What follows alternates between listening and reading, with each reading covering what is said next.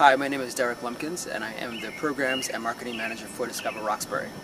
Discover Roxbury promotes the economic development of Roxbury by doing sustainable cultural tourism. So in other words, we don't run big tour buses through the neighborhood with people just snapping pictures out the windows. We use smaller vehicles where people get out, they get a chance to interact with community leaders, with church leaders, with regular folk, with artists. We also do bike tours, and we have walking tours. Some of the sites we see around Roxbury, for example, behind me is Mission Church. Here we're on Fort Hill, so the Fort Hill Tower over here. We also go to Wally's. We have a jazz event there every once in a while. And Representative Byron Rushing will be taking people around on a religion tour. I'll also be leading a bike tour of the neighborhood. We'll pass by Malcolm X's house. We'll go past the Museum of the National Center of Afro-American Artists. We'll also head into Franklin Park and into Forest Hill Cemetery, which, when Roxbury was a lot larger, was the public cemetery for Roxbury.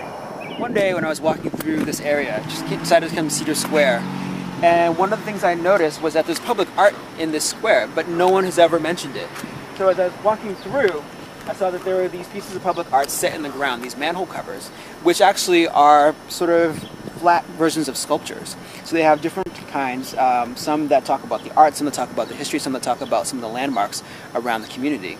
And I think it's just an absolutely beautiful thing to see, and unfortunately it's something that not a lot of people know about. So this third one is called Towering Roxbury, and it shows, let's see, 6 different icons of Roxbury, which basically form Roxbury's skyline.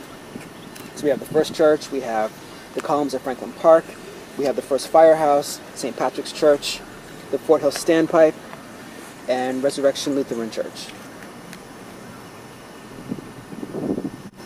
Well, as I mentioned before, we do sustainable cultural tourism, so we don't have the big tour buses come through. We really want people to have a personal connection with the neighborhood and a personal connection with business owners, with artists, and with individuals who live here and work here. Our trolley tours average about 35 to 40 people, our walking tours are about 25 to 30 people, and our bike tours are about 20 people.